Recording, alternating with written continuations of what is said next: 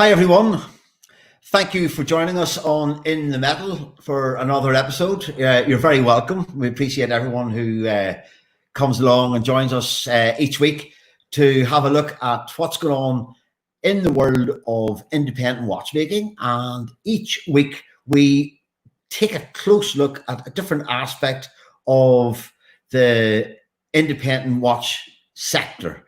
And sometimes we're talking with some of the watchmakers. Sometimes it's down to people who do specialize in finishing or all different aspects of watchmaking.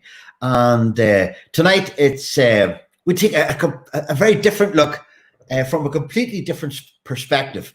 This is not from someone at the workbench, but this is someone who is at the front line of where the watches meet their customers.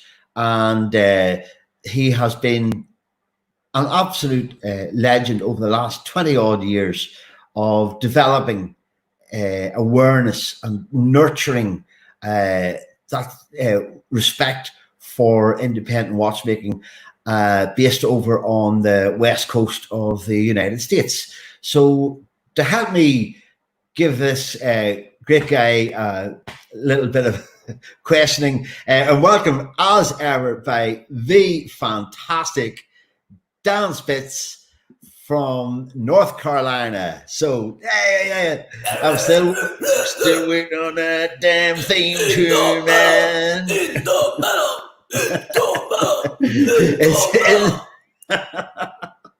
So we are Dan, look who we've got tonight. We've got a completely different aspect on independent watchmaking. It's it's difficult. There's no stage of independent watchmaking that is easy, and that's from where you stand to where I'm sitting here fretting every day and making sure this thing all hooks up on a Thursday. And but also it's no good if there's no customers buying these watches. And the guy that we're about to introduce is he is an Englishman who many years ago upped sticks and headed west for the west coast of the United States in California.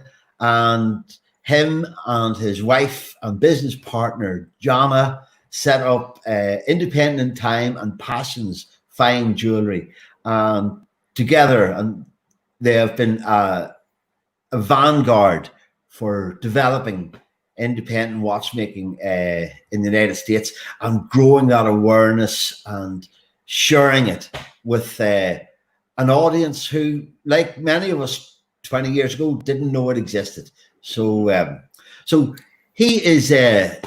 You're familiar with our guest too, with Tim, and Tim has been.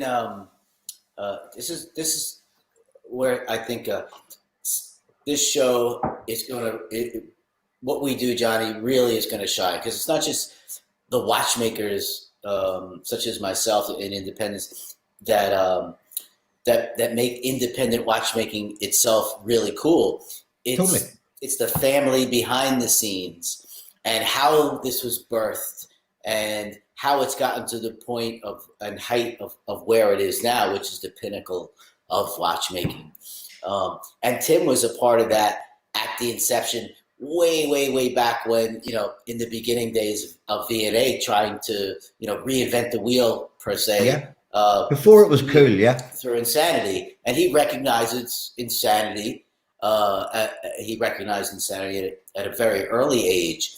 And I kind of equate that, we're going to get this, I equate that with exactly some of the things we've talked about in the past, how I always compare this to thrash metal music in the beginning of us, the big four, trying to break through and get record deals back then, when you needed that money to make an album back then. We couldn't do it on a computer. And you needed to find someone that would believe in you back then, because the record companies didn't. They just thought we had crap music. It would never sell. They'd never make the suit and tie money for them. And, it wasn't manufactured music by guys in suits and ties. And it's the same thing. Tim, back then we had to get an independent record label, like get someone like, we found this guy, Johnny Z, and he had created Megaforce Records, an independent label, and put up his own money to stamp his own records. And Tim recognized that in watchmaking, like with people he'll explain to us, like V&A, who was trying to change the industry, and the same thing was happening to V&A. He, you know, she's got his watches. People are going, "What the is this?" You know, like who's gonna buy this? Good luck, buddy. You know, same exact principle, right? I think it's a perfect analogy. The way I look at Tim's one of the first people I ever met in relation to independent watchmaking. I think it goes back to Salon QP at Saatchi Gallery in London many years ago. And but I've also met him. Actually, it was before that. It was in Baselworld. Tim, I think, was on his way. He was hot footing it to Frank Gielen's Schnitzel night, and he had led me astray with several beers, and I was going to try my luck at the door, but I decided, discretion being the better part of valor, I decided not to. I got a good Schnitzel story for you sometime too. Maybe during this episode. Who can tell? Well, it's just going to be really interesting for anyone that's watching. This is the backbone of, okay, how does an independent timepiece manufacturer get his pieces to the forefront in the hands so it's tangible to a consumer? And Tim's that guy who basically showed everyone else how to help us, how to be part of our family, and how to bring independent watchmaking to the forefront. Because listen, the bottom line is usually, before we bring Tim on here, the bottom line usually is this. Artists suck at selling their art. That's it. We're not managers. We don't have that heart usually. We're usually not good at that. We're good at our mechanics, or we're good at our music, but we always need the manager. And Tim is not just a storefront. Tim, I look at Tim because he works with me as well. That's right, yeah. I look at him as my manager, my Johnny Z of music and Megaforce Records of watchmaking. He's more than just, hey dude, can I have one of your watches for my store? It's nothing like that. It's heart and passion, and I think he needs to kind of explain that to us. You know, without a doubt, I think it's a great analogy, and for the job that Tim does. So, without any further ado, because we have got you up really early in the morning, Tim, especially because I think you were maybe celebrating something last night, and. So, because you can take the man out of England, but you can't take England out of the man. So, how are you? Right. I'm fantastic. Thank you. Yeah. So, what an honor to be here. Yeah. What's up, my man? Hey, Dan. Yeah. We're just We're just really glad to have you on here to give everyone an insight of what it really takes, not just to make a timepiece, but how you got into independent watchmaking way in the early days, and that struggle that it was back then is what I'd really like to kind of start talking about first, and the early days of the Gerbers and the V&A Halters and everybody, of what you saw way back when, like when I was maybe in school looking at magazines, you were already diving deep in there, trying to, help independent watchmaking become what it is today. I mean, what did you see back then? What brought you to, to do what you do today, which is having an incredible independent store in San Diego? Well, I mean, I don't want to bore people because it could be rather a long story, but I have been in watch and jewelry business, if you will, for 30 plus years as a gemologist. But I had a former store up in the Bay Area, in San Francisco Bay Area, where we carried a lot of, the more well-known mainstream brands, if you will. And it was in 2003, actually end of 2002, when I was early stages of the internet, and I was looking on probably the Purists or Time Zone or something, and somebody mentioned a watchmaker by the name of Peter Speak-Marin, an English chap making watches with an enamel dial. And I was intrigued, and I thought, who is this guy? Never heard of him. So I went to his fledgling website at the time and saw the original Piccadilly with an enamel dial, white enamel dial, these incredible elongated Romans, which sort of reminded me of clocks in England where I grew up, or grandfather clocks and all that sort of stuff. And I thought, wow, this is something interesting here. And then as I read his website and a little bit of his background, I was intrigued. So I sort of fired off an email to him at about 11 o'clock at night saying, hi, I'm fascinated by your watch. Do you sell it in the US? If so, I'd be interested. Let me know. And normally I'd send you a formal letter of introduction, but I'm kind of excited. And then sort of forgot about it. And he sent me a nice email the following day saying, thanks for your interest. We're in discussions with a distributor. We'll let you know. We'll let him know. So forgot about it. I think it was October. In December, his wife, Danny, called me out of the blue on a Saturday and said, well, yes, I've been there for the last 2 years. She said, well, Peter and I would like to meet you, and we've heard good things about your shop. So that's sort of how it started. And I met him in Basel in 2003.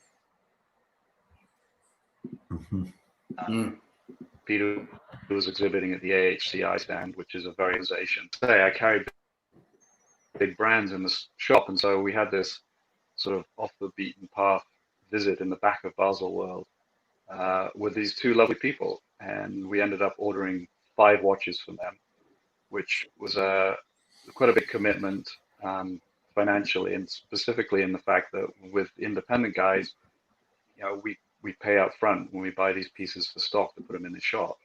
It's not like the big brands where they'll give you terms, and maybe if you don't like it, you get to exchange it and all that good stuff. And I said to him right before I signed the purchase order, I said, so what happens if I can't sell any of these? I mean, I think they're fantastic. I'm pretty sure I can, but probably should have that conversation now before I commit fully. And yeah, there it is. And he said, well, that's fine, but fair question.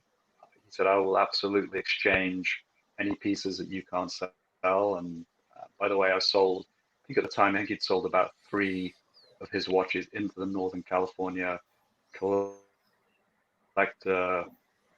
group, collectors in Northern California who had actually found him independently. So he figured there was a market there. And so that was it. Signed the purchase order. Off we went. And the watches showed up in September that year, actually August.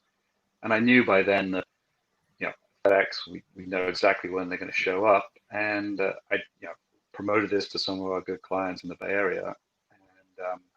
And so I had guys sitting in the office when the box showed up. I took it in the back, opened it, looked at the 5 watches and went, ooh, these are pretty cool, and put one in the safe, and took the other 4 out. And we ended up selling 3 of them over the course of about an hour. Wow. I remember as I was packing up that night, saying to my wife at the time, remember that conversation about what happens if we can't sell these things? Now it's like, I need more. And the light went off in my mind as to these guys in, this is Silicon Valley, the shop was in Road City, and these are savvy collectors who had Patek's, Vacherons, all the main brands, Jaegers, APs. These guys could basically afford anything I had in the shop, and yet they found it something compelling that I saw, that I thought I saw, and here we are. And that was 17 years ago. So 17 years ago, really. So 2003, Tim. Yeah, that was 2003 in August. I started working with Peter, and then the next year I met, so through one of my clients there, who's a big wig at Apple, who's an early adopter of independence. He wanted me to go and meet this German chap by the name of Marco Lang. And I said, yeah, I think I've seen his stuff in the AHCI stand last year, but I didn't pay any attention because our focus really was big brands. So I said, sure, I'll go meet this chap. So I went to Basel 2004, met Marco, looked at what he had to say and his watches, and he basically had his first watches, which were the Johann and Friedrich August the first, and he was announcing his Moritz, which was his complete calendar with the Earth declination, really cool complication. And this chap had basically ordered his serial number 1 and wanted to make sure that it was, an amazing watch, because it was significantly more than his previous watches. So I met with Marco, and obviously Marco's Marco. He's a lovely, absolutely, yeah, brilliant watchmaker. So I was like, great, you must be the next guy for us to start working with. And so we ordered a few watches from him. The next year was the Harbrings, again through a client actually, who, this is kind of a funny story, at least for me. He's cutting out again. Is he Johnny? Is Tim cutting? Excuse me, Tim, for 1 second. Is Tim also cutting out on your end? I just want to make sure. There's a little audio problem, and I apologize everyone for for whatever reason. There's a little bit of a breakup in it. So I don't know if you could bear with us. I know, but I think. Can you hear me now? We hear it. We have like 98% of what you're saying, Tim. It's just now and again, it's cutting in and out on your audio a little bit and video. But look, for the most part, we're good.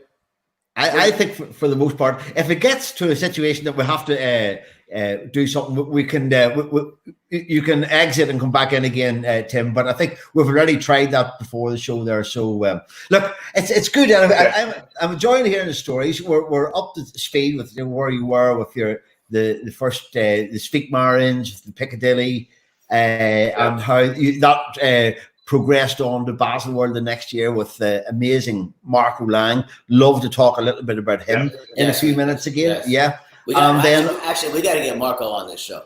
We're gonna. He's bookmarked. Because he's got. I don't know if people know what it's his new watch. I know anything he touches is pretty badass. But he's working on a new project actually.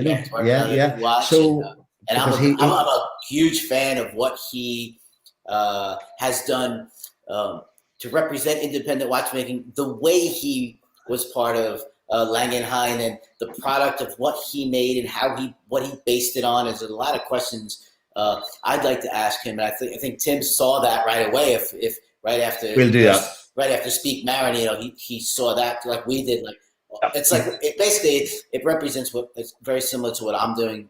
Totally. With my piece is a pocket watch for the wrist. It's overbuilt. It's a tank, man. Yeah. And it's beautiful. It's a beautiful tank. And then, the complications on top of that, like I don't remember the name of his timepiece that has got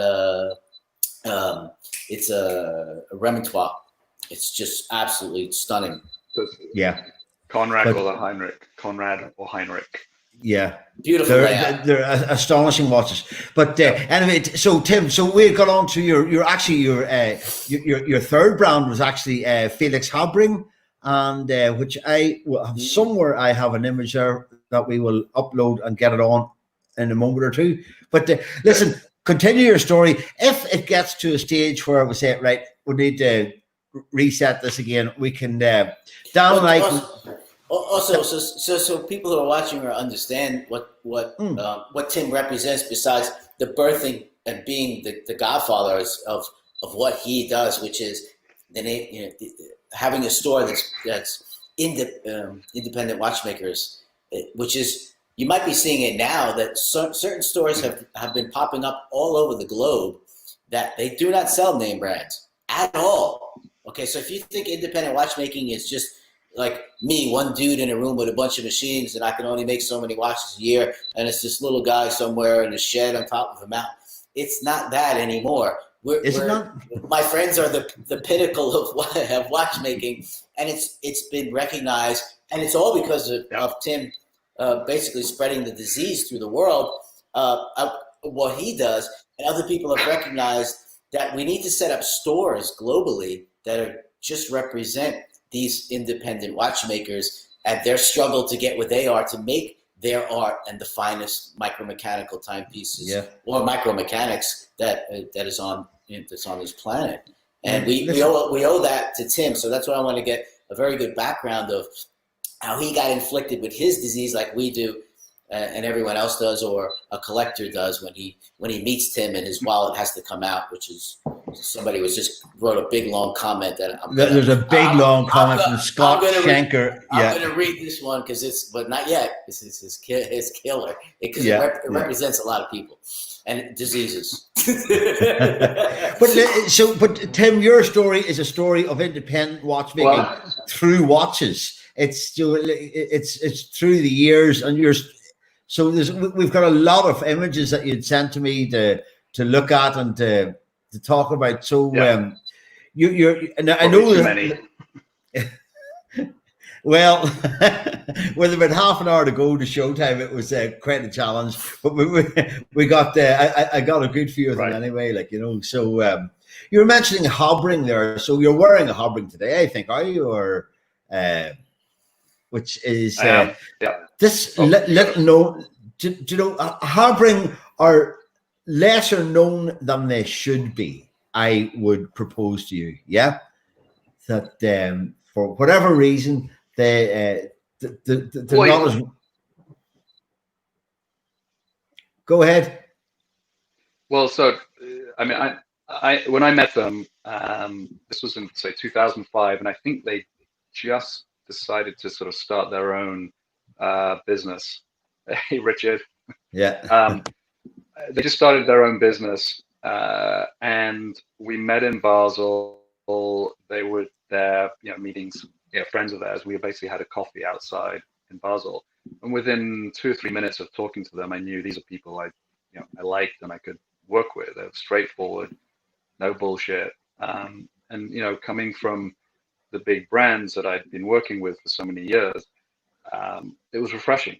And so I said, great, and the watch that actually had got me to meet them was an original Harbing jumping seconds that had back then a Shazard 116 movement. And the guy that brought it into the shop up in Redwood City sort of showed me this watch. Well, he actually didn't show me, he was wearing it. I saw the secondhand jumping like a quartz watch. I thought, why is this guy wearing a quartz watch? He loves mechanical watches. I'm getting him to buy IWCs and Latsuta Originals, and Ulysse Nardin. And why is he wearing a quartz watch? So I said, can I see your watch? And he took it off his wrist. And he kind of smiled and handed it to me. And of course, I flipped it over, looked at the back, and there was a mechanical movement. I went, what the F is this? This is cool. And he explained it to me. And who are these people? Who's harboring? I'd never heard of them. And so he said, well, it's Maria and Richard Harbring. Lovely people. Richard's this incredible watchmaker. You've probably heard of him. Well, you've probably seen his watches, but I have one, but it's not a Harbring. Explain the IWC. Right. It's a split second chronograph. IWC. Yeah. Yeah. So that was it. And so then I met him, I met them in Basel in 2005 and said, great, let's, I'd like to work with you. And at the time, I don't think they worked with any retailers anywhere in the world because they were just getting going. And again, we ordered, 3 or 4 watches, and that was it. Funnily, let's bring it fast forward today, and you just put up that picture, and I'm actually wearing the prototype. I don't know if you can see this.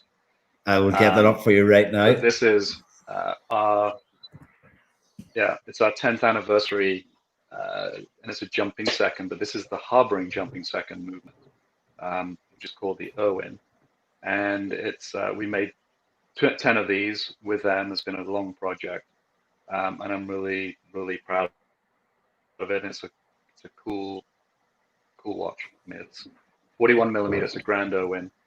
And as my dear friend Scott, who I haven't seen his comment, but he always tells me, you need to be a little bit more commercial, man, and actually tell people that you sell watches as opposed to just posting cool pictures.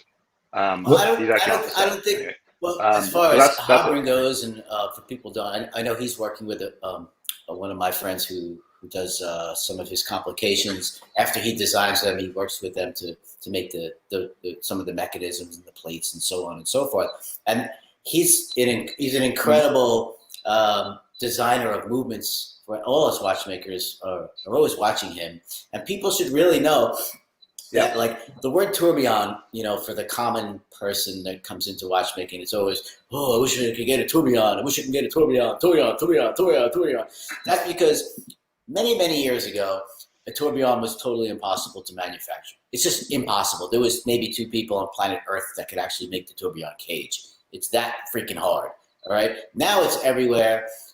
There's other ways to manufacture it through spark erosion machines and EDMs and so on and so forth. Manufacture those parts to the exactness.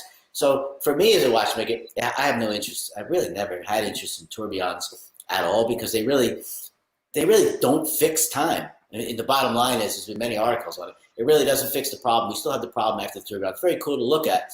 But a remontoire, which is a jumping seconds, you see a lot of very watchmakers at the top of our peak, at the top of our game, who've worked on complications such as myself for many years. Like, I mean, I'm talking some of the more, you know, the very complicated timepiece, multi-complications, a tourbillon with a chronograph, with a perpetual calendar. And we look at a remontoire or a jumping seconds as pretty much, except for equation of time, that's the second most complicated thing to achieve. And that's why you see other people trying to make it correctly or their version of it. And for me, it's the same thing. Those are my 2 favorite complications, equation of time, which is VNAs, which is my favorite, and jumping seconds. So for him to start a company and then like jump to that, you know, it's amazing what he's doing. It's incredible. And just to be clear, on the Harbrings, it's not a remontoire in that there's no constant force on his mechanism. It's purely a jump second complication. Along the lines of, let's say, the early chronometer watches that were put in for chronometry testing, like the Rolex, where they put a jumping second. And my understanding is that this was easier to see, measure how accurate a watch was if the second hand hits exactly on 12 and goes to, as opposed to sweeping. That's Richard's, you know, that's his viewpoint on the jumping second. He just likes it. He thinks it's a cool complication. The remontoire aspect is found in, let's say, Marco's watch you mentioned earlier, Dan, the Conrad or the Heinrich, where there's actually a remontoire on the escape wheel, which, you know, many people far more technically savvy than me will argue is the best place to put it. Look at somebody like Derek Pratt, who did his years and years ago. And that's really, it is a really cool complication. I don't think many people understand it. They hear that, you know, they hear the word, and it's been used by Jean and more recently by the brilliant brothers in Holland. Tim and Bart. That's because people think, people look at the jumping second hand, they think it's a quartz watch. But from a mechanical standpoint, what we're trying to do is even out the push of the mainspring. The mainspring is in a barrel, and when it starts out at a full wind, if you think of your grandmother winding your watch all the way up until it stopped in the old days before there was automatics, it has more inertia pushing, and at the end it's barely pushing the watch, right? It runs out and then it stops, right? Okay, so we need to even that out over time, because otherwise time fluctuates. So placing a second hairspring on an escape wheel that absorbs the energy and then lets the energy out, absorbs the energy. And when it lets the energy out, it's letting that energy out consistently. So it's absorbing that energy into the spring and then letting it out. That's what we're really looking at as micromechanics, and that's what fascinates us, and making that complication so small. So it's not really even about the jumping second. That's just an added bonus. That's really cool. It's mind blowing. I mean, I want to make one myself. Next? It's one of the coolest complications. It probably is next. Yeah, you heard it here. Yeah, we hear lots of things here, Tim. But no, I have to agree with you. I think the first jumping seconds or deadbeat seconds, as I would have thought of it as, was Paul Gerber's extraordinary watch, which I can't remember the reference number of it, but which it would 41. Alternate the 41, which would alternate between sweeping seconds. Oh, that's sick. That's or at the push. Hey, down at the push of a button, it would then go to deadbeat seconds. That's and like When I was a guitar player, young guitar player, I got to see Ozzy Osbourne when Randy Rhoads was alive. Okay, live. Yeah. I watch him, and then for 3 months you can't pick up your guitar ever again. You're destroyed. You're like, there's not a chance I'm going to be able. Like, I'm going to be a millionth of that kind of talent because that's God given. That's off the chart, and it's the same thing. We look at that complication from Paul Gerber and go, "You're out of your mind." Like, what? Crazy. Absolutely. And to see that thing, and the most unassuming guy, you know, like you, that dude's nuts, man. Yeah. But you touched on something right at the very start, before we even started talking to Tim here tonight. And you're saying how artists are not great marketers. And, you know, and I always found that, now, okay, age and when you happen in history has a bit of a bearing on that as well. And Paul is probably in his mid to late 60s, missed the birth of the internet just by no fault other than just time and place. But and so these amazing watches that we talk about time and time again here, Paul Gerber, Sven Anderson, it's just by the grace of the timing that you know, that their watches aren't as well known as they should be, but these were the pioneers. And as I say, to do that, like to do as Tim mentioned, the Paul Gerber 41, which has that the selector that alternates the second hand between sweeping seconds or deadbeat jumping seconds. Like, that's pure. There's no horological, there's no timing benefit or anything like that. It is just, I can do this, and there's nothing else like it. Very cool. That's like, screw you, good luck trying to figure this out, and I made this while I was sleeping. I came up with this. You know, it just makes us all sick. as watchmakers, you know. And I'm talking, like, you know, friends I know who are, you know, this is top game stuff. Like, we just Paul Gerber. Paul Gerber, for me, he's the, you know, he started all this. But anyway, I really want to get into picking Tim's brain, because Tim's not just a gentleman who was there at the beginning, who's a wonderful representative of independent watchmaking and setting the trend for everyone else to follow, like the early adaptations. He goes and he hunts for people. He found me, you know, before people even knew that I was even really doing what I'm doing now. He's a wonderful person who's still to this day his passion for independent watchmaking and showing the world that, you know, the friends of mine and friends of his, we are, you know, we're the guys, we're the ghost builders for the other big companies behind the scenes that you never knew about. You know, we're the Paul Gerbers who are the inventors for the other companies, and not getting that recognition because we're fine in our little hobbit hole with our amazing machines creating our art. We need more people like Tim around the whole world. The stores are appearing, but I think some of the stores and the store owners might be more thinking that they can still do the same things that the regular stores did for the big brands. You know, I'm going to take half your money if you want your watch in my store, and run that kind of retail game. I know, Johnny, you've spoken about that, about getting your Irish stores in your country, trying to get Irish watches to represent your country, you know, in the stores, and they don't care if you're an independent watchmaker, they still want to take half the guy's money.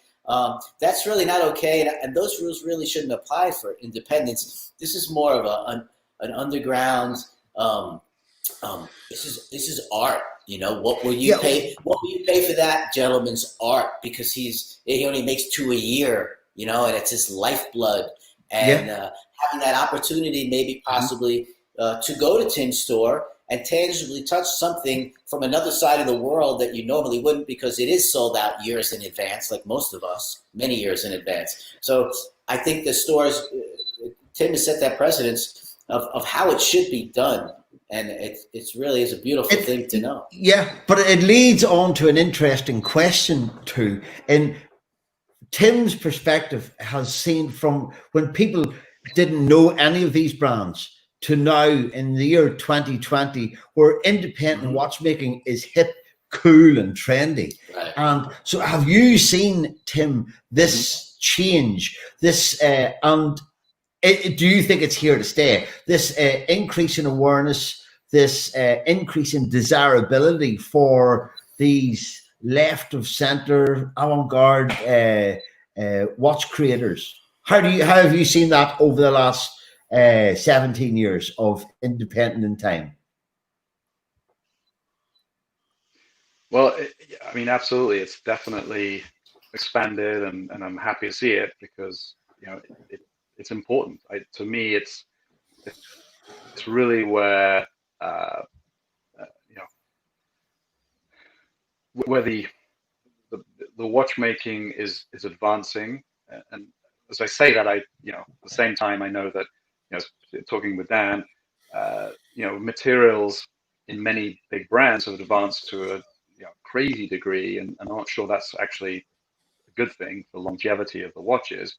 But it's really where the cutting edge is happening in watchmaking. You know, you look at it, you need to look at like MB&F or Overwork, people that even Vianney. You look at these Antica Perpetual, which, you know, is a seminal piece for me. And again, I saw that in a magazine, probably who knows what magazine, years ago, probably 20 years ago, and it blew me away. I was like, what the hell is that? That's what we all said. So you know, and then I sort of forgot about it, and again, it was Baselworld in probably 2000, maybe 2, and I was walking between meetings, and I happened to walk by the AHCI stand again. We've been looking at a jewelry brand and heading off to probably Uly's Nada or something. And out of the corner of my eye, I spied that watch in rose gold in Vianney's little window at the AHCI stand.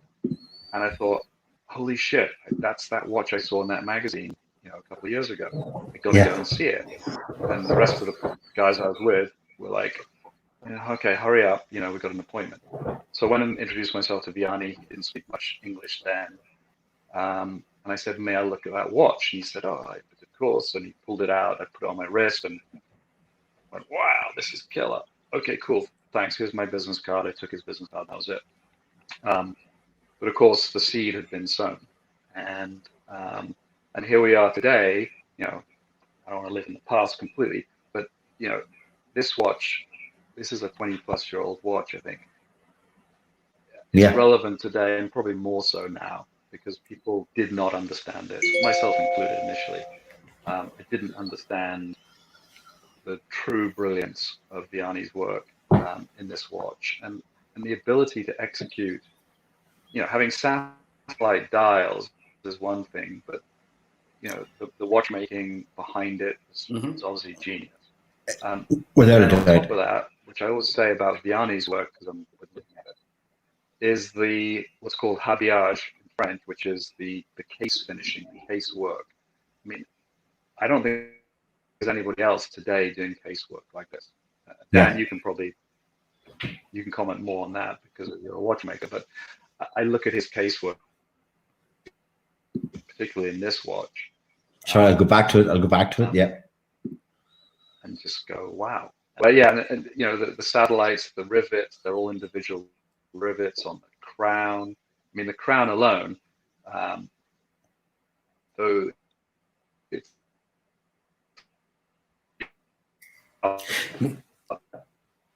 you're just breaking up a little bit there, but we're talking about the Antica from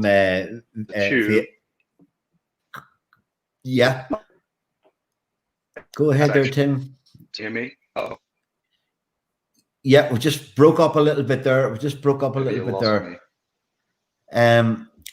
No, we haven't lost you. It's just broken up a little bit there. So, like the thing about the Antica that I love, and I have loved it since, like you saw it one day, and you know, it triggered something in you that this was not like anything you've ever seen before. A lot of people don't get Antica, and that's one of the things that I love about it. Is that people think it's, you know, it's some kind of fun. novelty type of thing, and it is one of the most serious pieces of watchmaking I've ever seen. I think all of us who are watchmakers, who were in school or were apprentices for many years, when we saw that for the first time, it was the equivalent of music hearing Van Halen play the first album for the first time. You know, people pulled the stories, like Frank Zappa pulled off to the side of the road, and Steve Vai and all these guys. When the first time they ever heard that dude play, I just was paralyzed. Like, what was that? Was that a guitar? Like, it can't be. And that's basically what that watch did. It sparked and ignited the ability to be an artist, create mechanical art. You're talking about beyond Eruption? Yep, exactly. Eruption. Dan, are you talking about the song Eruption on Van Halen? Yes, Van Halen that's correct. song? Yeah. Yeah. Because that song is not, and the entire first Van Halen album was not just about hearing him play Eruption and going, wow, that guy can play. It was the sound of his guitar was not normal. The distortion was not normal. And of course, the way he played was not normal. It was unorthodox. And it was, still today, it's not understood, the things that he does and things that he plays. And that's what this watch was for independent watchmaking. And in my view, and many of my friends' views, I think, this is what birthed independent watchmaking and brought it to where it is today, because that watch today is still light years ahead of its time. Still people trying to catch up.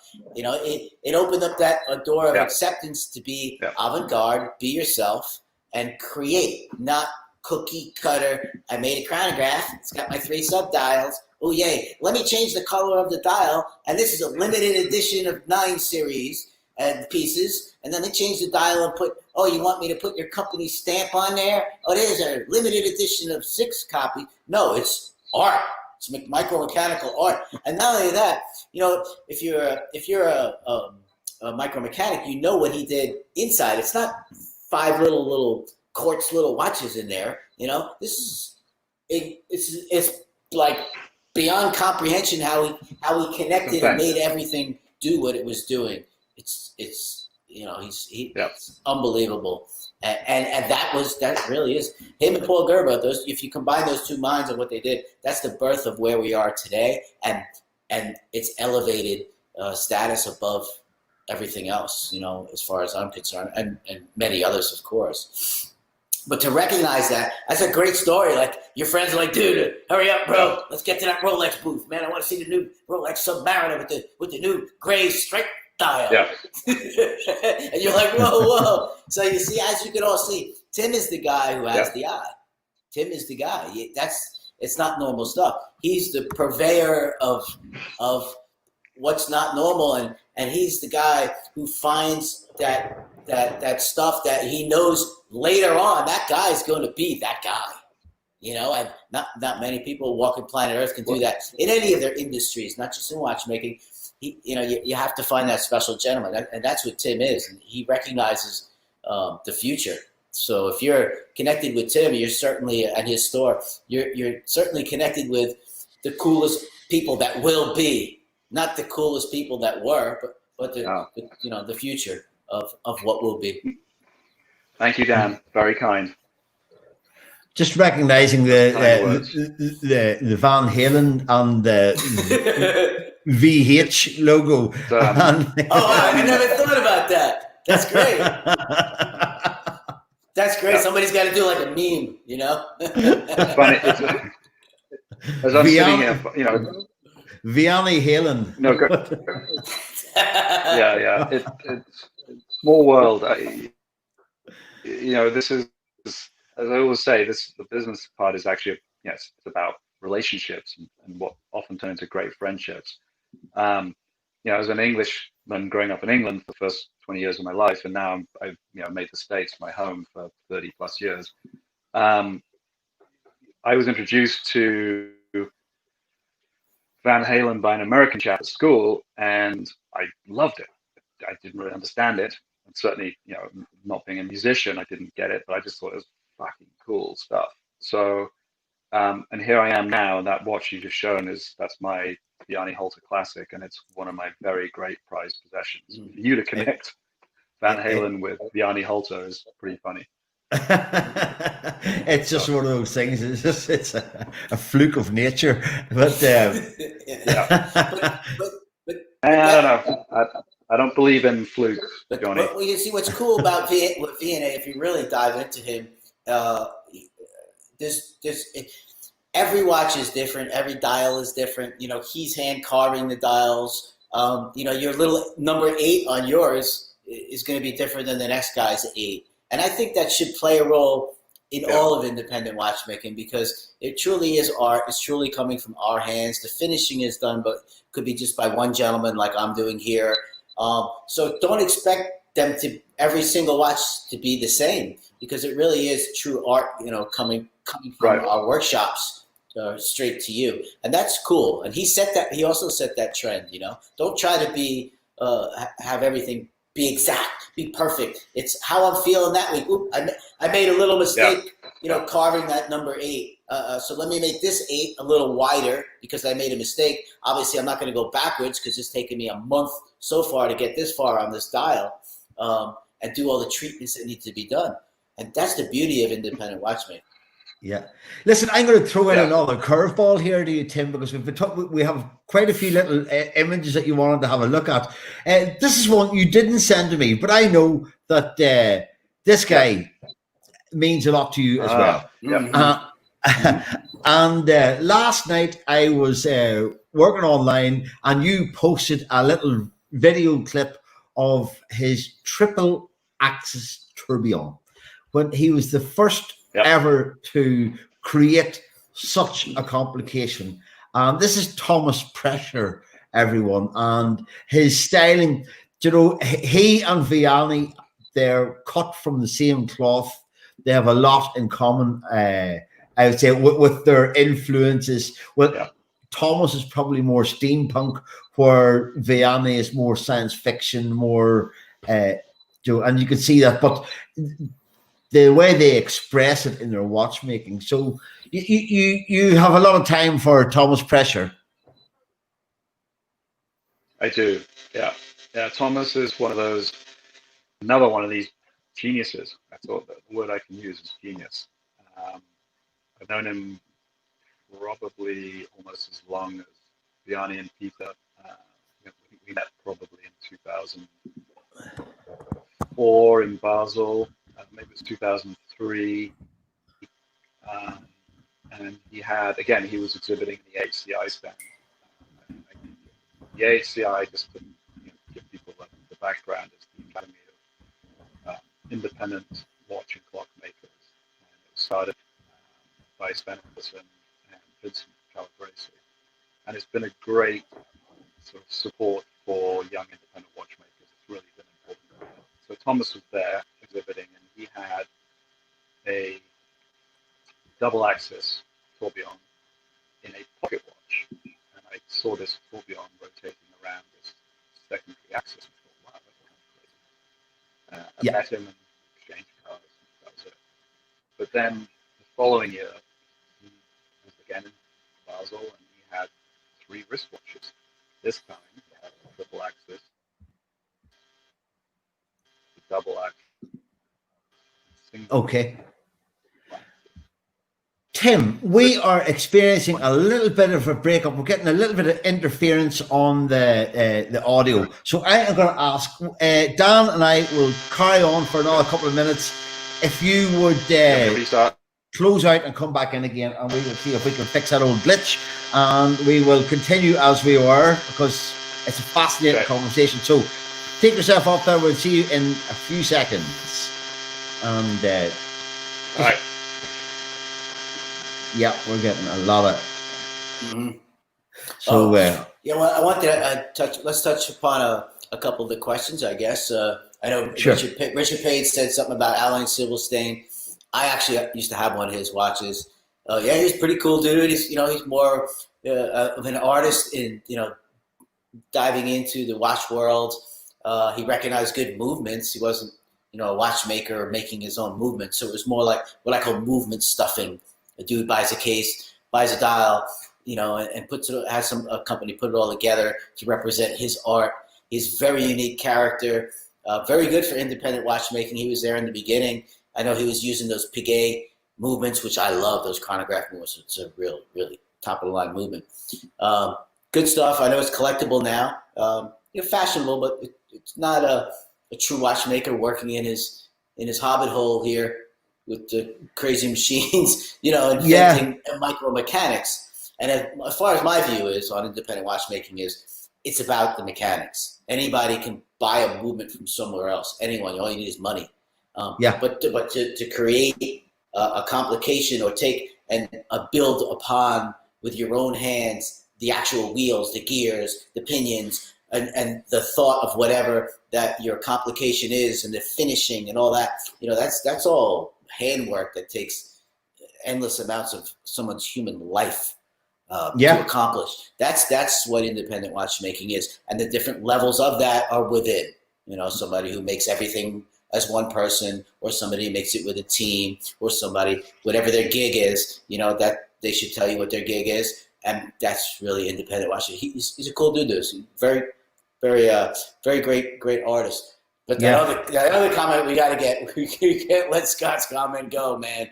That's some funny stuff. Because you want to, because Scott's comment. Okay, let's put him up. This is great. He's like, Scott's basically saying like, be careful, like Tim's like your neighborhood drug dealer. Because if I walk in his store, he's gonna empty my wallet. It's not Tim. It's not really Tim. You know what it is, Scott? It's Scott. Right. That Tim is showing. Can you hear me? Oh, listen to that. Oh, much better. Yeah. Sorry. We'll start again, will we? We were talking about this. Yeah. This is great. Now we can hear you.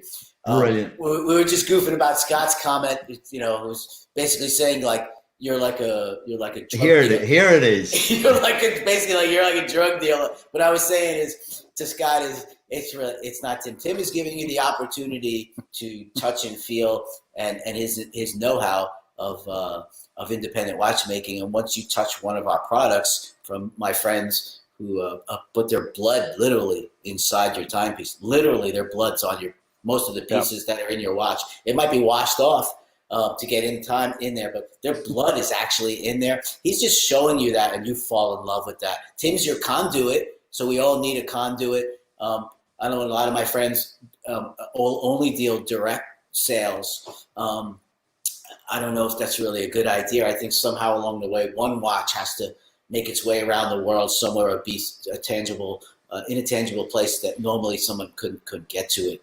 And Tim is that conduit to that. His store is incredible, and the way his store is and been set up over all these years is a model that everyone else is stealing and borrowing, let's say, which is a wonderful thing, to open their own independent watchmaking stores around our planet.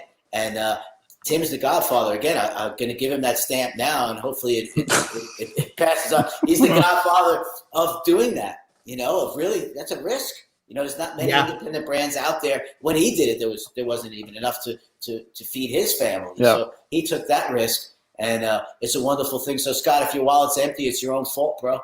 Don't blame that on Tim, bro. Yeah, if you're divorced, he said he's divorced. It's your own fault, Scott.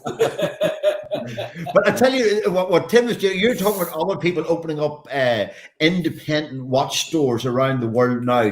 But those people are looking at the model that Tim has set, or the precedent that Tim has set.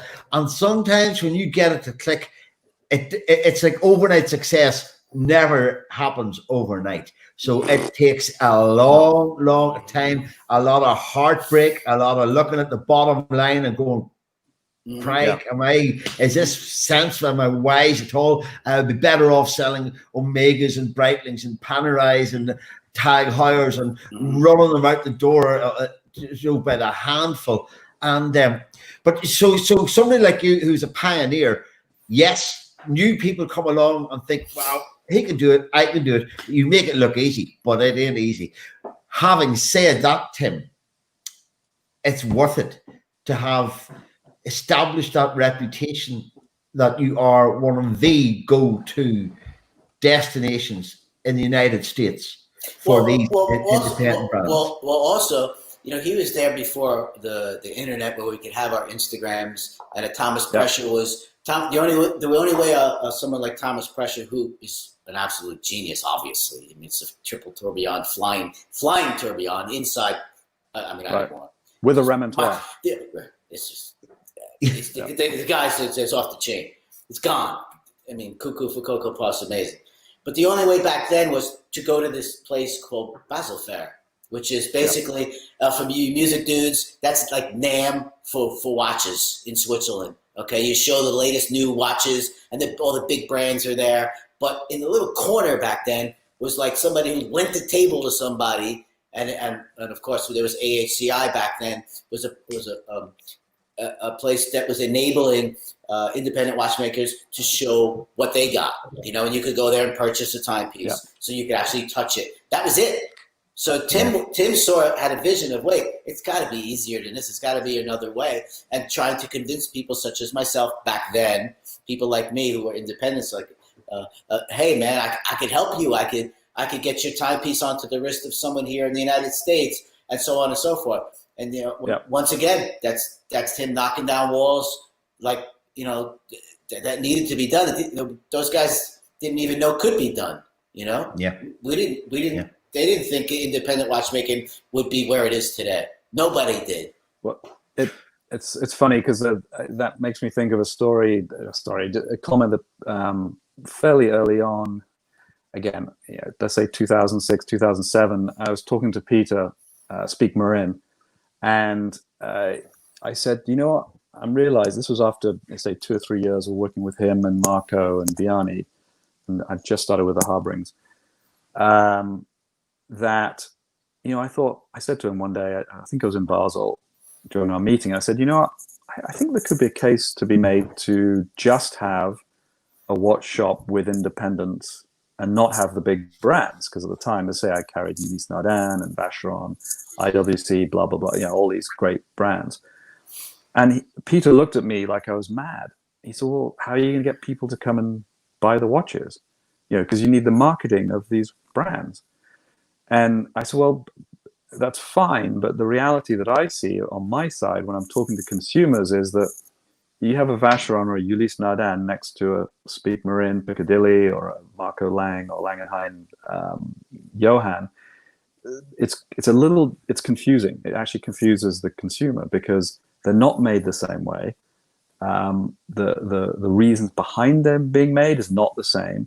And so most people, what they look at, they see the front of it, they see the dial, tells time, it's time only, and then they look at the price. And you look at a Ulysse Nardin in stainless steel for $5,000, and there's a Speak Marin in stainless steel for 10. And they go, well, why is his expensive and nobody knows about him? I said, well, it's got an enamel dial. Okay, why is that cool? So it was a confusing process to try and explain why an artisanally made independent watch was twice the price as a piece that's essentially come off a production line. And I know that may be a little harsh to the big brands, but that's basically what it is. And then it's marketed, and you're not paying, when you buy a watch by Peter or Marco Lang, any of these incredible artisanal watchmakers, you're not paying for the sales director for his second Porsche or his house in the Alps to go skiing in. It as I say, it's blood, sweat, and tears. And Dan, you're seeing that, and we've had many discussions. They're not the same product, even though oftentimes they're looked at by people as the same type of product because they tell time. This one has a chronograph we're looking at. This is probably one of my ultimate Langenhain models, the Albert. I mean, it's pure elegance. But I know the story behind this watch, and the gentleman who made this with Marco was apprenticing with Marco, and this was his masterpiece to become master watchmaker, and for Marco to sign off on his master watchmaking certificate. And his name's Johannes Yankee, and he now works in Switzerland for a brand that develops movements for other brands. But this was his masterpiece, and Johannes wears the serial number 0 of this watch is a prototype in platinum, and it's an extraordinary piece. And I don't think I sent you a picture of the movement, but the movement is remarkable. And do you know what? We are missing images of Lang and Hain movements here tonight, and because they're spectacular. You know, and it's when you look. So we could talk about them all day long, but we can't show anybody a Lang and Hain movement tonight. But they're absolutely beautiful. So we, as watchmakers, we all looked at what Marco was doing over there. It's incredible. You know, he started up with a main plate from 6498, 6497 / and just changed everything. And and the finishing is just absolutely stupendous. He embraced prototype CNC machining to get everything right in line, along with the ways of hand finishing, the way proper independent watchmaking should be done very early on. And it just was beautiful. I'm really looking forward to his new company and speaking with him. He's got a new watch. Yeah, he's got a new watch coming along. I'm not really at liberty to say what it is, but it's cool. Can't wait to see it, sir. I found him the day he opened up his new Instagram. I'm a big fan, real big fan of his. It's going to be whatever it is. It's if you got money, buy it. One of the things I would like to touch on, and again, it's the personal connection for me. Living in the States has just been an incredible experience for this guy that grew up in the rainy northwest of England. So here I am living in Southern California, which is like a dream. I sometimes pinch myself. I came across, and this, Dan, we've talked about this a little bit. I come across an American watchmaker. This is my adopted country. I'm really excited about American watchmaking, which is the reason why I reached out to you, Dan. But prior to knowing you, there's a little known guy up in Oregon who I think does extraordinary stuff. He hasn't maybe figured out how to make enough watches to make it sort of commercially viable. But I know his raw talent is extraordinary. And he picked watchmaking. This is an interesting story. He picked watchmaking over music. He was at Juilliard School, I believe, in New York, and was going to be a session musician as a guitarist, and didn't think he could make a living doing that. So he went to watchmaking, did some restoration and so forth. But his name's Keaton Marek, and he just does. He's doing some great stuff, and I wish, I think a lot of people are understanding what he's doing, but why he does it. That's the key for me with all these watchmakers. And he made his own balance wheel from scratch many years ago, in 2012, 2013, and it's impressive. This is, the finishing on this watch. That's, again, he starts out with the architecture of a 6498. But he's making everything himself, with the exception of the springs and the jewels. But that's anybody that understands hand finishing. That's not easy to do. What he's doing up there, and it's and again, it's outside the infrastructure of Switzerland. And when you're working in Switzerland, and Dan, you and I have talked about this, you have access to skills, and you have access to parts and knowledge that you don't have in the States. Maybe 80 years ago we did, but that's been long gone. So to sit in the middle of Oregon and be able to create something like this, to me, is remarkable. Not having the infrastructure around you.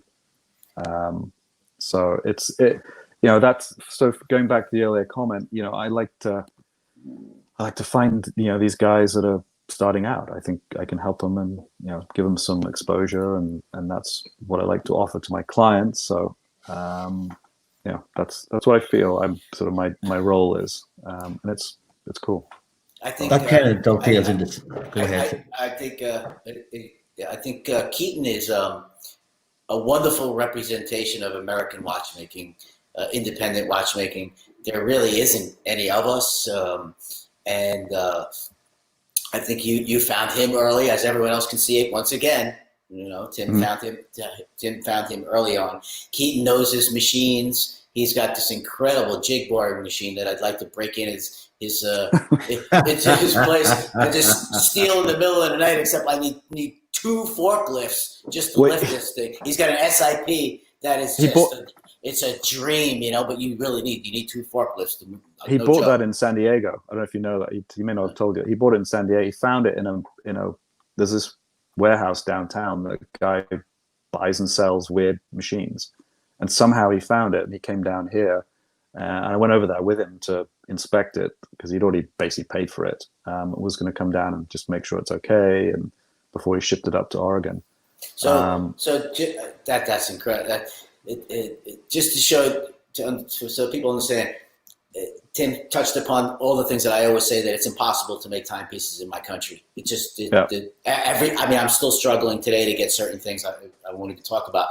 But for Keaton to find this jig borer, right, in our country, not beat the crap, it's like, you might as well forget. It's like, forget about it. I don't know how he found it or where he found it. Because in Switzerland, you would find many of these older machines that you could find at your store, or find 2 or 3. And they're large, yes, but you could pay. And it's not a big country. You can get it back to where you are and make one out of it. We don't have that here, okay? So if you see a Keaton mirror a timepiece, you got to know that it's been a struggle to make that, what he's got, to get the metal, to get the machines that we need, everything to do what we need in our country. His timepiece certainly should be priced double. At least nowadays it should. He's doing incredible work. He's representing our country and independent watchmaking the right way. Keaton is a really nice gentleman. He goes out. I see his posts. He's going out fly fishing so he can decompress all the time. I think that's really cool. That's the Oregon way, and the way he does his stuff is exactly what should be represented in independent watchmaking. And I look forward to his next pieces. If you could still grab one, I don't know how many have been spoken for. I know he did a series of 30 watches or 35 watches he committed to many years ago, something like that. Yeah, I don't know if he's going to make all 30 of them, but I suspect there's probably about 7 or 8 out there so far. But he's got another watch in the works. Wonderful. No, great. I know about that. That's anybody. I'm giving. That's my stamp of approval right there. Keaton is a badass. Yeah. Absolutely. Beautiful finishing, beautiful work. His ideas with his balance bridge, and just everything, just great work. Yeah. But anyway, I just want to give a shout out to him because I think he's doing really difficult things, and as you know, it's not easy to do this here because without having the infrastructure, it makes it that much more difficult. Any of these independents all around the world are sort of going against the grain. To a degree, because the business side of the watch business, which I'm no longer really part of, doesn't really want to support it, which I think is a shame. Because it's where the innovation is really coming from. That's correct. I have found that in Ireland. I've told us at risk of repetition, Tim. I'm sure I've mentioned it to yourself about John and Stephen McGonigal, and the fact that you cannot buy one of their watches in Ireland is just. You asked me to feature one of their pieces. We've actually got a couple of pieces there, but the tourbillon in platinum. Do you know? That watch was essentially, well, it was it was created, it was put together and manufactured mostly in Switzerland and Neuchâtel, but that it was 2 Irish brothers, and you can't buy that watch in Ireland or any of their watches. And I know this is your own watch, and I am green with envy, man. I didn't know you had one of those, because that's my favorite timepiece right there. That's metal. There is no better balance bridge ever designed. Yeah. I tried to think one up for myself that would even come close, and I quit. I mean, that's just it. It's the horns up, man.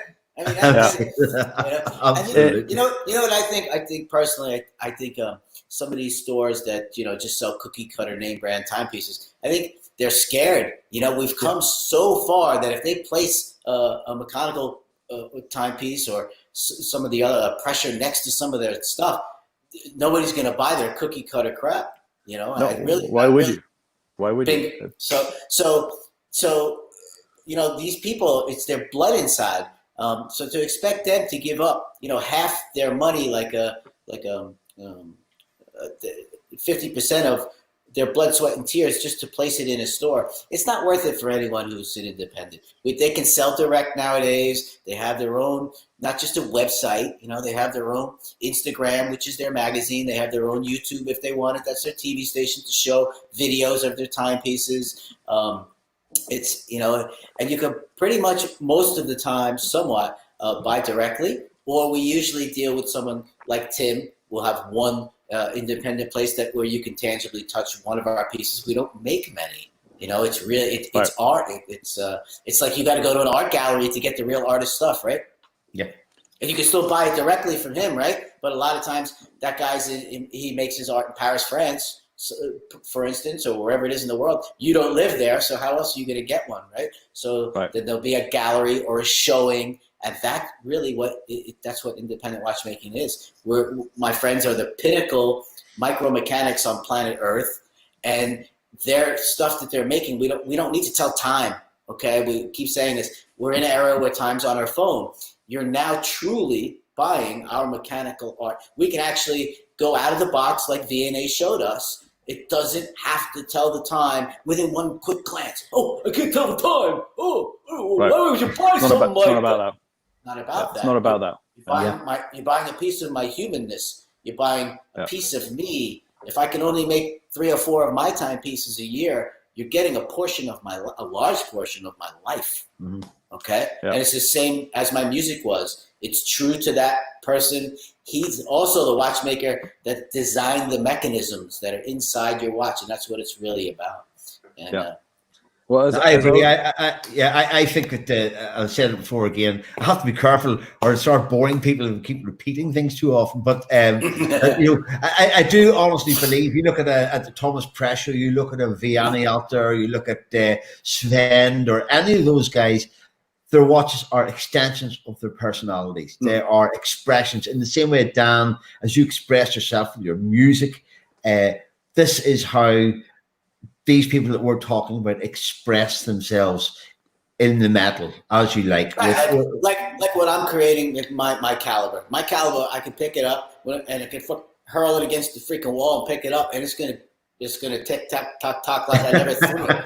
That's my gig, right? It's overbuild. That's my personality. You know, I've been in a tour bus, and I think my body's been shaking so long, and I bunked for so many years. I want something that can take the vibration. You know, it's got to take a punch. Somebody else might be a watchmaker who's more with finesse, and he wants to cram a lot of stuff in and do something extremely complicated at that portion of his life. And we all have our art, and it's just through micromechanics. We've been trained and gone to school.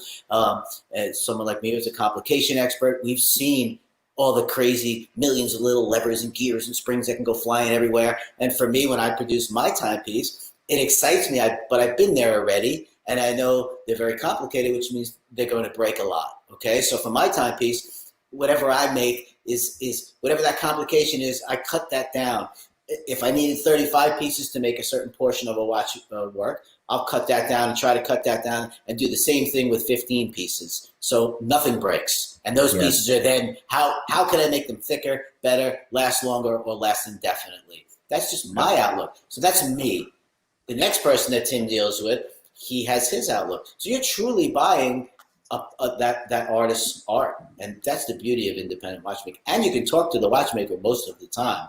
And have a drink with him when you're in his country, and or maybe he might even fly out and bring you your timepiece, right, Tim?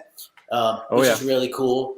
I might sign your guitar, you know, and I don't sign anything. So when I come out of the pandemic closet here, I might sign something for you or your child or something like that. And I find that really cool. The humanness, as Tim said, it's 90% of what we do here.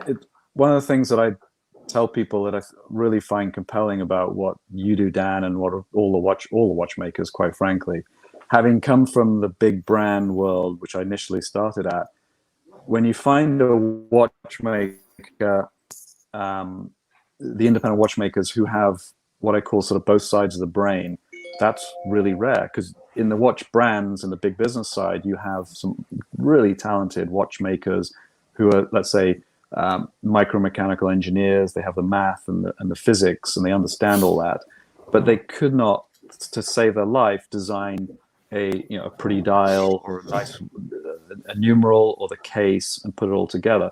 And so in those big brands, you have completely different division in the company that sits there and works on the aesthetic of the watch and how it's going to sit on the wrist and the style of the lugs and this, that, and the other.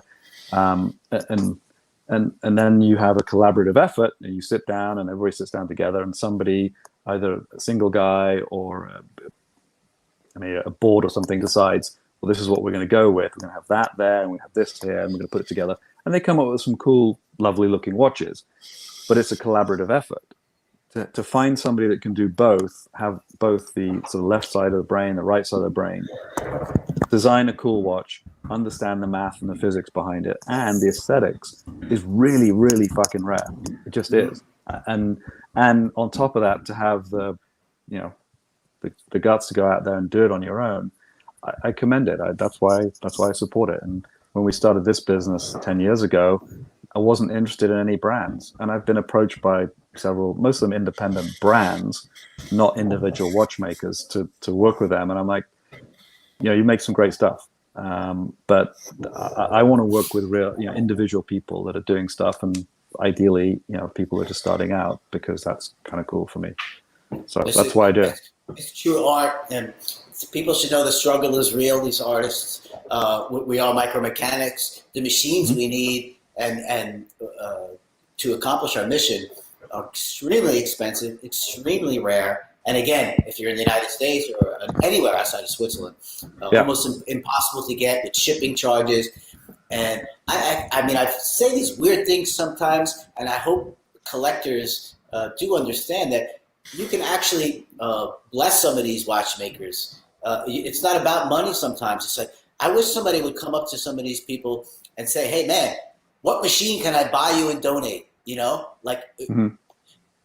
If the guy wants to be anonymous, fine. If he's a person who wants a plaque on it with his name on it, I don't know, whatever it may be. I would love to see blessings like that. Hey, can I buy you a jig bore and have it delivered?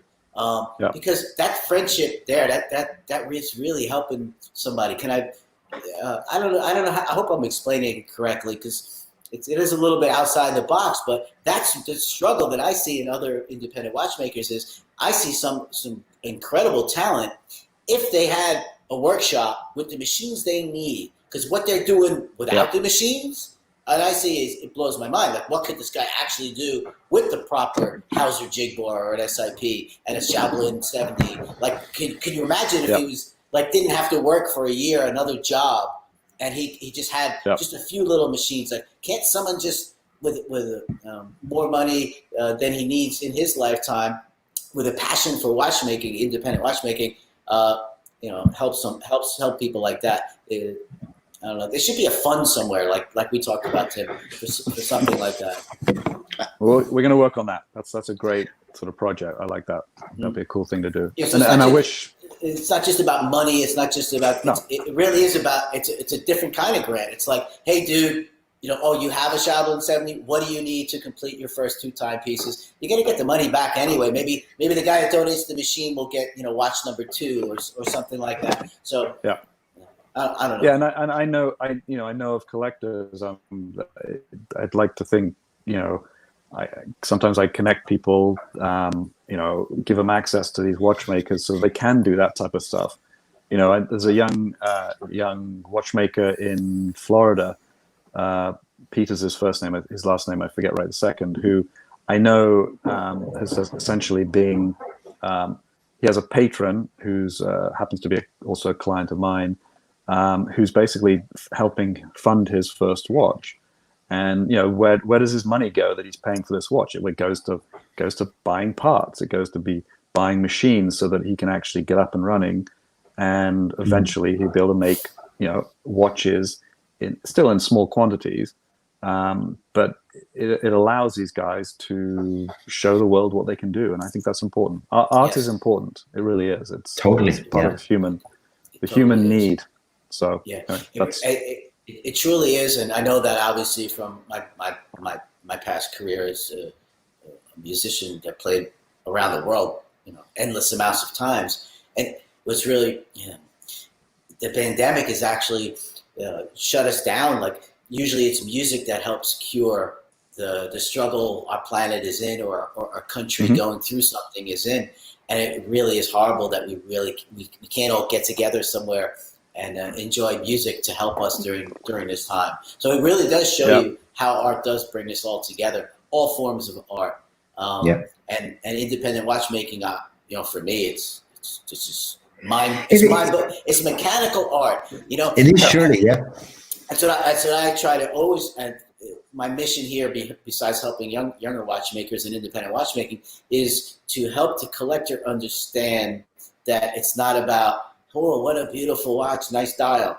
It really is 95% of what we do as traditionally trained watchmakers, venturing off and throwing away everything in life, all our money, and not working a regular type of job, but going in full deep to make our own product. It's 95% about the machine inside the timepiece, the mechanics, what we can do with our mechanics and the finishing and making it beautiful and making it robustly work properly above everything else we've ever had come across our bench. It really is about the mechanics. So you taking out a loop and looking through the back nowadays, because the back is see-through, because it never used to be when I used to fix watches in the old days. We can hide everything in there.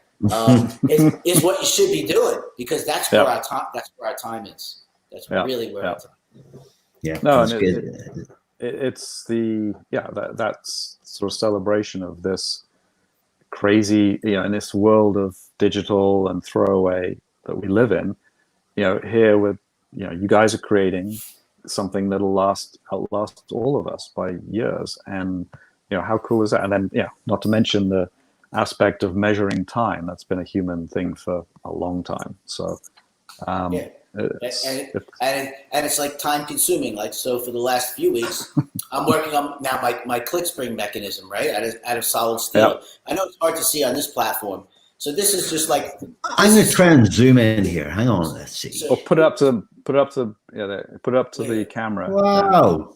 So this is my click spring system is it's like a double locking system. It's a safety system, so your mainspring almost can never be broken. And this is just a blank for a wheel, and then a wolf's teeth have to be cut in it, which I feel is the safest kind of teeth. They're not normal rounded teeth. They're angular like a wolf's tooth. Like when he bites you, you're dead, bro. So when this mechanism bites the other part that works with it, they work together and it's dead. It's never going anywhere. And if one spring breaks, the other one is still there to back it up. So later on, if your mainspring does give, and it's been 200 years since you changed it because you're an idiot, it won't break all the other wheels and all the escapement down the other end of the line. So, for instance, here's a spring I'm working on, and this little spring is also solid steel, and this will be tempered and hardened later on. And this touches this wolf's tooth. This takes weeks. Now I got to make the cutter to make the wolf's tooth, okay? Right. And then have a special machine that can index that, which I do on my 6s back here. So it's a very time-consuming process to make one wheel. We're talking weeks to make one wheel. So it really, truly is our blood inside there. There's definitely blood on those pieces. I've sliced my fingers on there. And it's what I was saying before. It's not a joke, there's blood on those parts. And, it doesn't have to be made out of steel. What kind of steel is it? It can be made out of cheesy steel from, some country that makes cheesy steel. But no, we have to, get certain kinds of steel that can be tempered and hardened to the perfect, to the perfect elasticity of the metal. We might have to do that 3, 4, 5 times for that one little spring that I just showed you. Right? It might not happen and have the right elasticity the first time. We might get through all those processes, right? And then all of a sudden we're finishing it to look very beautiful, right? And we mess up. Yeah, guess what happens then? Now we have to start over again, right? Yeah. So we're not a cookie cutter place where there's one girl and that's her job for the last 25 years is that one spring I just showed you. That's Switzerland. That's your mass-produced timepieces. Her job every day is take the spring, harden it, and temper it. The next girl, her job is we're gonna polish it. We're gonna make it look nice. Next girl, she's the chamfer girl. She just puts chamfers on. So after a few years, she's got that down, right? We're not that. We're really sitting there, and every piece is gonna be a little bit different, and you're really getting the humanness of what we are as micromechanics. Yeah, well, above and beyond. It's not just me. It's all my friends. We're all the same. We're all we're looking for a better way to make our. I mean, if you look at our Instagrams, you see it's a lot about machines and stuff, and you'd be like, "Why does this guy keep showing me a stupid freaking machine?" Right? If you're a collector, it's because we're always dreaming up ways to utilize our machines to do that job even more perfect. Do you think the big companies are doing that? They're not doing that. Yeah. No. They're just looking at how to do it faster. We're not looking at how to do it faster. We're looking at how to do it. How can we make it better? That's how we're looking at it, I guess. For sure. Listen, do you know it usually takes us about half an hour to say our goodbyes? So I think we have been like one of these days. I think we should do a 1 hour show, and see what happens. But we're. You know something, Tim? It's really difficult to stop the conversation because it flows. To us three and to whoever's with us every Thursday, it's fascinating, and we really could talk about this ongoing. But people have an attention span, and I know what I'm like. If I see something that's 2 hours long, I go, "Hey man, I don't know if I can commit to that." But anyway. Tim, I was just going to ask my last question. So you've witnessed a resurgence. It's hard to call it a resurgence because it's actually new. The growth of independent watchmaking over the last 20 years. How do you see it going on over the next 20 years? Are you excited because there is now a precedent in place? Or do you feel that there's maybe a danger of overcrowding the market with if there's too many, or should the big brands be paying more attention to the independent sector, which I feel is becoming more relevant and more mainstream with every passing year? Well, first of all, the big brands, that's a completely different business. It really is. At the end of the day, yes, it shares the same space. In, let's say, you go to Basel or SIHH and Geneva and whatever it is now, Watches and Wonder, eventually, supposedly, maybe next year. But the reality that I see anyway is it's a different business. The big brands are hardcore business. Let's not think of it anything else. It's a hardcore money making business, and if you think it's something else, you're woefully mistaken. Correct. So, and there's nothing wrong with that. Just that's what it is. That's call a spade a spade. The independent guys. The only thing that I think, I just don't think there are enough people that can do what Dan does, or Speak Marin, or Marco Lang. It's really rare. It's really rare to have that talent. Yeah. So I don't think it's ever going to be. It's not going to be household names. You're not going to find you guys all around the world. It's very much a niche type of field, and the internet has allowed it really to occur, because I agree. Yeah. Daniels was doing his thing in London and the Isle of Man for years, and a handful of people on the planet knew about him and bought his watches. Yeah. Same with early watches from Dufour or any of these guys. The internet has allowed people to see it, have access to it, which is great. But I don't think they're not going to be household names. And so do I think it's a positive thing? Yeah. I mean, in the future, it can only get better for those that are good. The one thing that for consumers, I think, is going to be the challenge, if you will, is to understand, take the time to learn and understand the difference between a true artisanal watchmaker and a marketed micro brand, or whatever you want to call it, where there's people behind the scenes oftentimes these watchmakers themselves making something for somebody that goes out, puts their name on it and markets it, which again is sort of the traditional watch business. So that's the only thing that I think is potentially challenging for maybe differentiating real artisanal watchmakers versus stuff that's not.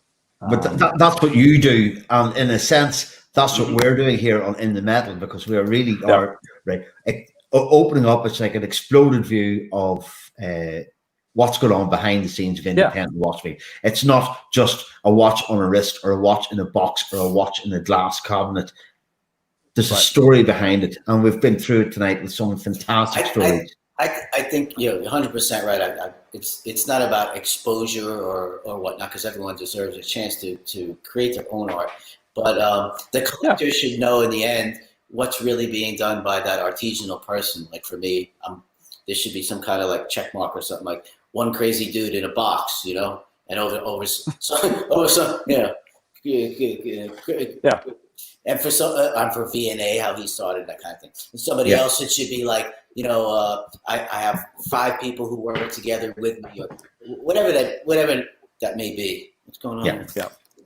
Hold on a second. So, get something else to show us. We lost him. No. Dad, where you going, man?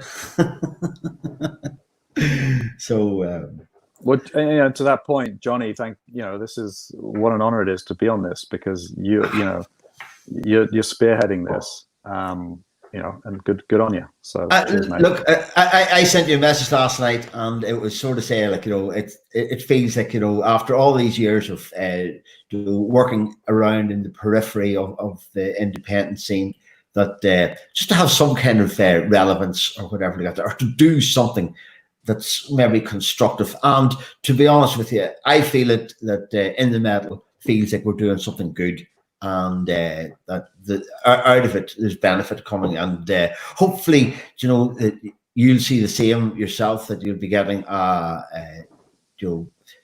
even if it's a couple of phone calls out of it or whatever like that, and who knows where that may lead. So here, Tim, it's been an absolute pleasure. So I think Dan has had to leave, so he's at he's coming back. He's coming back to say, I knew he couldn't go without saying goodbye, like, I thought my laptop was plugged in this whole time. I guess not. What I wanted to say, I'm sorry about that. But what I wanted to say, no problem. Thanks for waiting for me, guys. Very, very polite of you, gentlemen. But what I wanted to say was, I think as an independent watchmaker, I think what we need is more Tims around the world. Me and Tim have had discussions about this. When we start to travel again after the pandemic, and the world's going to be different. Okay, it is going to be different. We will all need a place besides a Basel fair. It's really not us, if you tell you the truth. We need somewhere like where we go to a place like Tim's store on the West Coast of the United States. We need a place in Japan where we can have coffee with people and just hang out. Or for me, if you want a guitar lesson, maybe I'll give your kid a guitar lesson. Okay, right. Only if you place an order.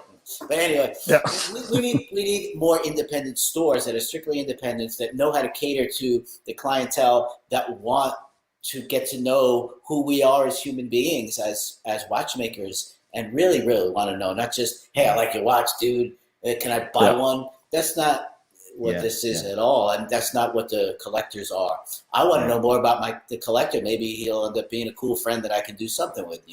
Like, it really is that kind of family, and it's the same as thrash metal was. We travel the world. When I go to another country and I'm not familiar with the language or the place, maybe perhaps for the first time, I meet somebody, and that person might become my friend. And then the second time I go back to that country, he's taking me sightseeing and whatnot. And that's really what this is. It's a family, of people. Of the collectors aren't just blank people that we want to sell a watch to. The collector usually stays with that independent watchmaker most of his career and buys his second invention and his third invention, because we develop a one-on-one friendship. And if it's someone who's making a timepiece in Europe somewhere, and and Tim is involved with that independent watchmaker. If he comes to America, he should be coming to Tim's store. We should all just hang out and like have a good time and really get to know one another behind the scenes. So you really do understand what the struggle is here. What I do here is I think we'll talk about that some other night. I was going to say that, I think that the independent watch sector was Salon QP in London. I don't know if you were ever at it, Dan, but it was just absolutely beautiful setting for independent watchmaking. Something like that there, if it could be revived with that purpose in mind, it would be fantastic. So listen, guys, and we have run over the 1 hour 30. For me, I want to, Tim, thank you so much for stepping in, for coming on and joining us tonight and making us such an entertaining, fascinating and informative and showing us some new brands that we haven't really talked about before. We've seen a couple of the American brands. We've talked about Marco Lang, we've talked about Keaton Myrick, and there's so much more to discover. We haven't even scratched the surface yet, and within the metal, we hope to continue that. And Tim, I hope if we reach out to you again sometime, you might say, yep, let's do this again sometime, because there's so much more to talk about, and it's a continuously evolving story, and there's always something new to look at. So thank you very much indeed, Tim. Thank you, Johnny. Thank you, Dan. Thank you. It was an absolute pleasure. And as you say, there's many more to talk about. Yeah, so if people want to hear, absolutely happy to do it. Thank you so much, Tim. I know we've touched upon about this much of what Tim can tell us all about the whole evolution of independent watchmaking and to where we are today and where we're going tomorrow, because he's the trendsetter. So follow Tim, visit his store if you can, please. It'll enlighten your entire life, and if you haven't seen what independent watchmaking is all about, his store is where you need to go. His store is called Independent in Time. His store is located in Solana Beach in Southern California, where I wish I was now looking at this. But let me tell you, no, I don't. This is cool. But folks, everybody, thank you so much for watching us again. Tim, hold on for a moment after we close off. And to everybody who has watched, to everybody who has left comments, to everyone who is liking, sharing, spreading the news about In the Metal, we're loving it. We're loving bringing you the world of independent watchmaking. Tell your friends, subscribe to us on YouTube, our YouTube channel. That's a big deal for us.